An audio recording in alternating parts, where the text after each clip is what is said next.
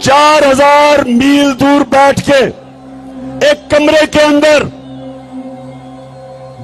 Computer game खेली जाती है बटन दबा के। 4000 मील दूर अमेरिका में एक आदमी बैठा होता है, सामने कंप्यूटर स्क्रीन होती है उसके, यहां से उसको पैगाम जाता है कि जी इस एरिया में दहशतगर्द है। 4000 मील दूर बैठ के वो बटन दबाता है, बम गिरता है, नीचे कौन मरता है कभी किसी को पता नहीं चला। लेकिन सुने जरा मेरी बात, वहां औरतें बच्चे मरे, बुजुर्ग मरे। एक जगह इन्होंने ड्रोन अटैक किया पजौर में, 64 बच्चे मदरसे में मर गए। 64 बच्चे। एक जगह वजीरिस्तान में ड्रोन अटैक होता है, 7 लोग मर जाते हैं। जो जख्मी होते हैं उनकी चीखों की आवाजें, लोग आते हैं उनको बचाने के लिए। दूसरा ड्रोन अटैक होता है, 7 और लोग मर जाते हैं। सुबह तक लोग डरते हैं जाते हुए करीब, जो जख्मी हैं उनकी आवाजें आ रही होती हैं। सुबह को लोग बचाने जाते हैं, फिर ड्रोन अटैक होता है, 7 और मर जाते हैं। 21 लोग मरते हैं। शादियों पे ड्रोन अटैक, जनाजों पे ड्रोन अटैक। और आप जानते हैं कि एक दफा नाजरदारी के मुंह से एक आवाज निकली, और ये गीदड़ नवाज शरीफ के मुंह से एक दफा अमेरिकनों को उसने कहा, इनमें इतनी जरूरत नहीं थी कि अमेरिकनों को कहते कि ये सारे इंसानी हुकूक के खिलाफ है। दुनिया का कोई कानून इजाजत नहीं देता कि आप फैसला करें मुजरिम कौन है और आप ही उसको कत्ल कर दें। जज, जूरी, एक्सिक्यूशनर, दुनिया का कोई कानून इजाजत नहीं देता। लेकिन इस मुल्क पे जिनके लिए हम जंग लड़ रहे थे, 400 ड्रोन अटैक हुए। एक दफा इन दोनों ने जुर्रत नहीं की अमेरिका को कहने के लिए कि क्या आप अपने मुल्क में दहशतगर्द के ऊपर ड्रोन अटैक करेंगे। जुर्रत ही इनमें क्या? इनमें यह जुर्रत थी बरतानिया को कहने के लिए कि लंदन में हमारा बड़ा दहशतगर्द जिसने हजारों लोगों को कत्ल करवाया, क्या हमें इजाजत देंगे ड्रोन अटैक करके उसको मारे? तो अगर अपने मुल्क में आप हमें कहते हैं कि अदालत में जाके साबित करो वो दहशतगर्द है, तो हमारे मुल्क में आपने कैसे आपने 400 ड्रोन अटैक किए, बेकसूर लोगों को मारा, औरतें बच्चों को मारा। और ये तो जिनको फिर से इन 2 खानदानों को फिर से जो मुसल्लत किया है, इसीलिए किया है कि ये उनके गुलाम हैं, इनमें जुर्रत नहीं है। ये पैसे की पूजा करने वाले हैं, ये पैसे के बुत की पूजा करने वाले हैं। इनके पैसे पड़े हैं बाहर, इनके लंदन में, अमेरिका में पैसे पड़े हुए हैं। ये कभी अपने लोगों के हकूक के लिए, उनके फायदे के लिए, ये कभी अपनी जुबान उनके अपने आकाओं के सामने जुबान नहीं खोलेंगे। इसलिए इनको लेके आए हैं, इसलिए इनको पाकिस्तान पर मुसल्लत किया, क्योंकि इनको पता था कि इमरान खान ना इनको बेच देगा, ना यहां से उनकी किसी जंग में शिरकत करेगा, ना वो अपने मुल्क के मफादात को उनके लिए कुर्बान करेगा, अपने लोगों के फैसले करेगा। क्योंकि इमरान खान का जीना मरना पाकिस्तान में है। इसलिए नौजवानों ये साजिश की गई, और इसलिए आपने इस्लामाबाद पहुंचना है। और मैं मगरिब हो रही है, यहीं आपने नमाज पढ़नी है, लेकिन मैं जल्दी जल्दी बात करता हूं। दूसरी बात, नौजवानों, दूसरी बात, ये जो लोगों को ऊपर आपके मसलत किया,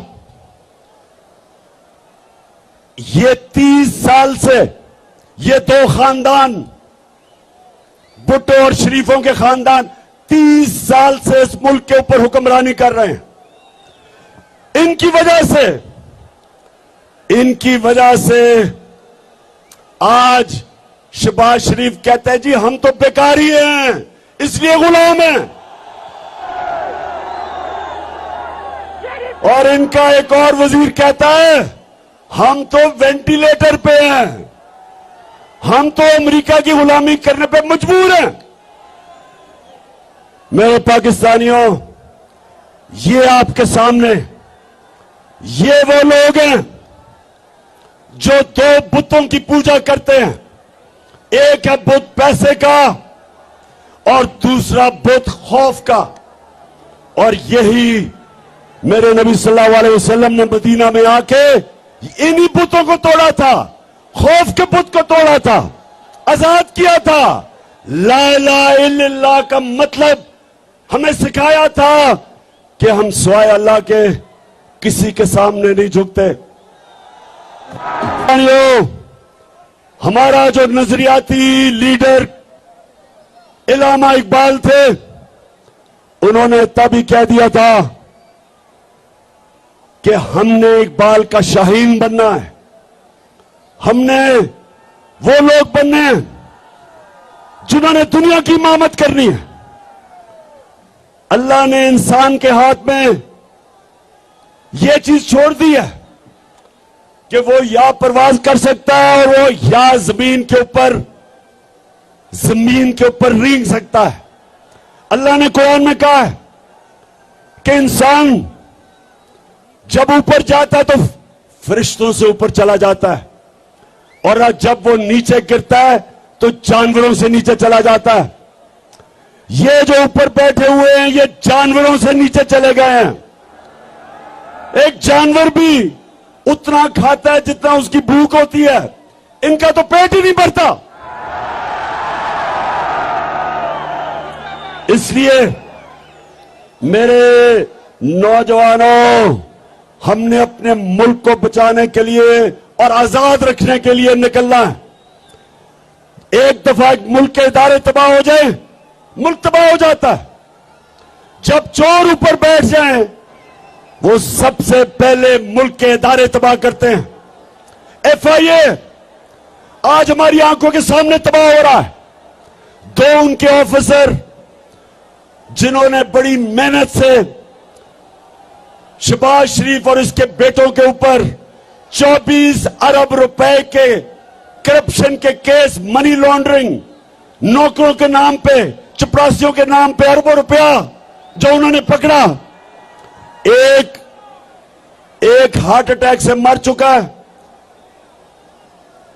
डॉक्टर रिजवान मर चुका है, और दूसरा उसको भी हार्ट अटैक हुआ जो दूसरा ऑफिसर था। आज वो अपनी जिंदगी की जंग लड़ रहा है, और मैं इंशाल्लाह इस पे बताऊंगा कि वो कौन सी जहर इस्तेमाल की जाती है जो खाने में डालते हैं जिसकी वजह से हार्ट अटैक होता है। तो FIA तो तबाह हो गई, उसके ऊपर एक कातिल बिठा दिया, फैसलाबाद का कातिल जिसने 18 लोगों को कत्ल किया, राना सनाउल्लाह, वो बैठ गया ऊपर। अब यही FIA से वो होगा जो MQM ने कराची की पुलिस से किया था। 1996 में नसीरुल्लाह बाबर ने MQM के खिलाफ ऑपरेशन किया। 1997 में गवर्नमेंट चली गई पीपल्स पार्टी की, नवाज शरीफ आ गया, इसने MQM से समझौता कर लिया। MQM ने चुन चुन के एक एक पुलिस वाले को कत्ल किया जो ऑपरेशन में शामिल था। और आज तक मेरे पाकिस्तानियों, आज तक कराची पुलिस अपने पैर पे नहीं खड़ी हुई, रेंजर बुलाने पड़े हैं। पुलिस खत्म होगी उसके बाद। इसी तरह इदारे खत्म होते हैं जब मुजरिमों को ऊपर बिठाते हैं। और इसलिए मेरे पाकिस्तानियों, हमने इनका मुकाबला करना है, अपने मुल्क को बचाना है इन चोरों से, अमेरिकनों के गुलामों से। और आपने सब ने मेरे साथ निकलना है। फिर से हाथ खड़ा करके बताओ, हम निकलोगे? पाकिस्तानियों, एक चीज याद रख लेना, कौम के ऊपर अटैक हो जाए, बमबारी हो जाए, जापान के ऊपर एटम बम गिर गया, कौम फिर भी खड़ी हो जाती है, अपने पैर पर फिर भी खड़ी हो जाती है। अफगानिस्तान में कितनी 40 साल से इंतशार है, फिर भी वो कौम तकड़ी है। लेकिन एक चीज याद रखें, जब एक कौम की आप इखलाकियात खत्म करते हैं, कौम मर जाती है। जब एक कौम अच्छे और बुरे की तमीज खत्म करती है, कौम मर जाती है। कौम पहले इखलाकी तौर पे मरती है, फिर माशी तौर पे मरती है। तो जो ये लोग 60% कैबिनेट जमानत के ऊपर है, पाकिस्तान का ये जो क्राइम मिनिस्टर है, प्राइम मिनिस्टर नहीं, क्राइम मिनिस्टर है,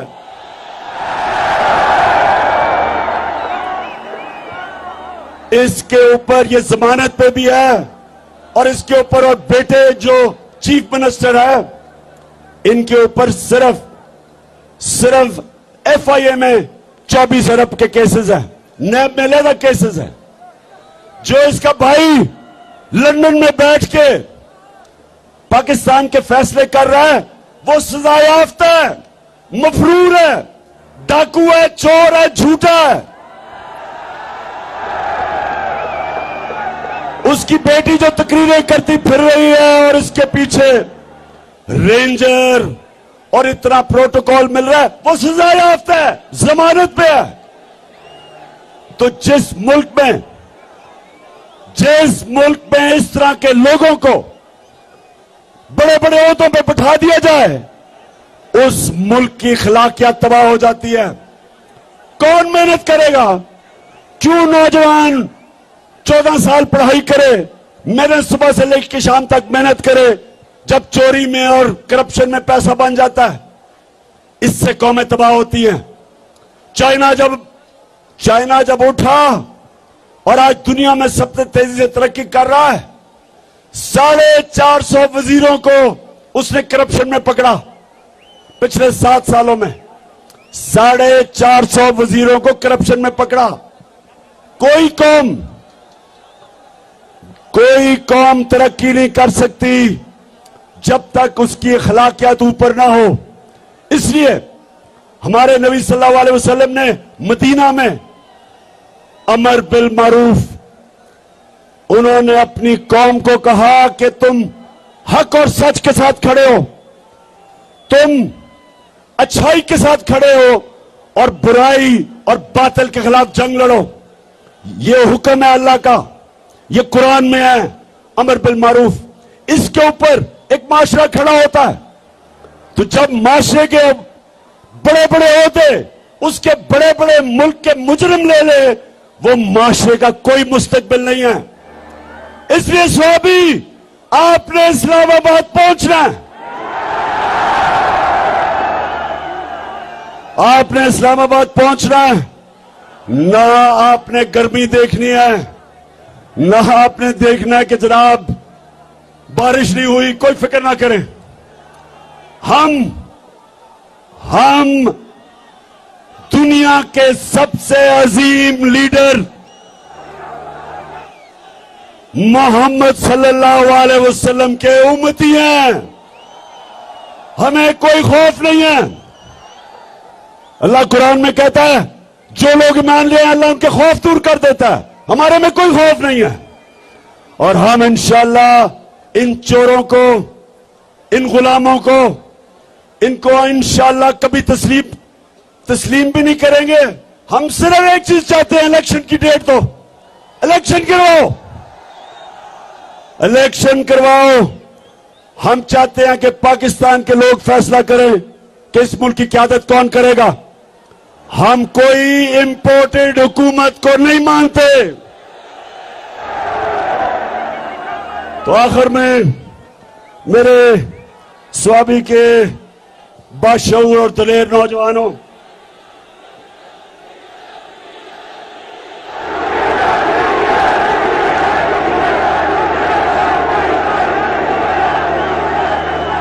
डीजल ने भी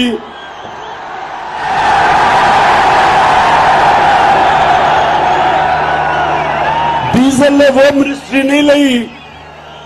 हमने समझा जी बड़ा इस्लाम का ठेकेदार है, ये बड़ी अच्छी कोई वज़ीरत लेगा, कुछ लोगों को बताएगा इस्लाम के मुतालिक, कोई तालीम की वजारत लेगा। लेकिन उसने वजारत ली है सड़कों की, जिसमें पैसा बनता है, कमीशन बनती है। डीजल का भी, वैसे मैं डीजल का भी देख रहा हूं कि ये जो सारे इकट्ठे हो गए, इमरान खान को हराने के लिए, इंशाअल्लाह इन सारों का इकट्ठा जनाजा निकलेगा। स्वामी, मैं फिर से आपके जुनून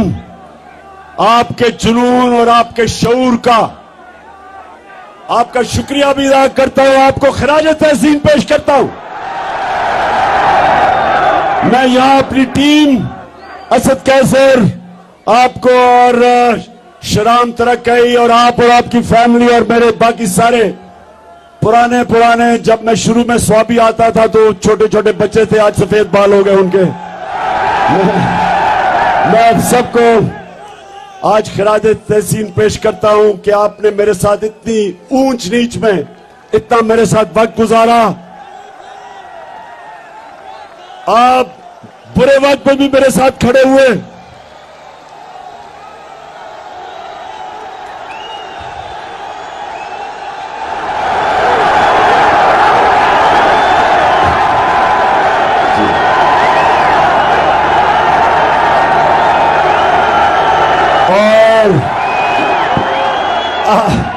एक और चीज मैं ये जरूर कहूंगा कि मैं आज सारे पाकिस्तान के सामने ये कह रहा हूं कि वैसे पख्तूनख्वा को मैं खास खराज तहसीन इसलिए पेश करता हूं,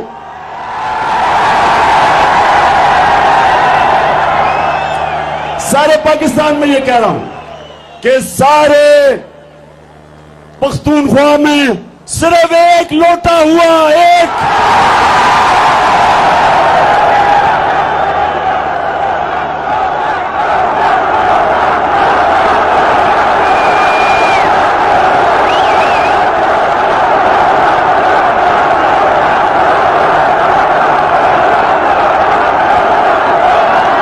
बड़ी बात है।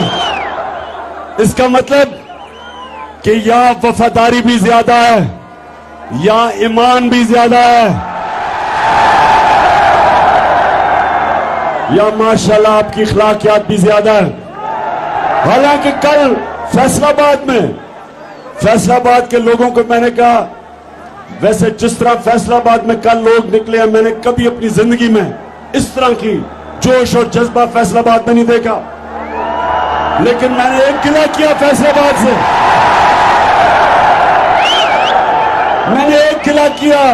मैंने कहा फैसलाबाद सबसे ज्यादा लोटे फैसलाबाद से निकले थे,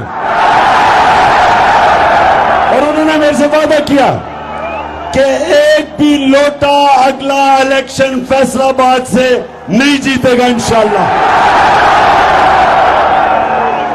अब सारे पाकिस्तान को पता है कि लोटे कौन थे, लेकिन इलेक्शन कमीशन को नहीं अभी तक समझ आ रही लोटों की। इलेक्शन कमीशन सारी दुनिया के सामने वो लोटे हुए हैं, लेकिन इलेक्शन कमीशन नुक्ते ढूंढ रहा है किसी तरह उनको बचाने के लिए। अगर आपसे बच भी गए, पाकिस्तान की आवाम से ये नहीं बचेंगे इंशाअल्लाह।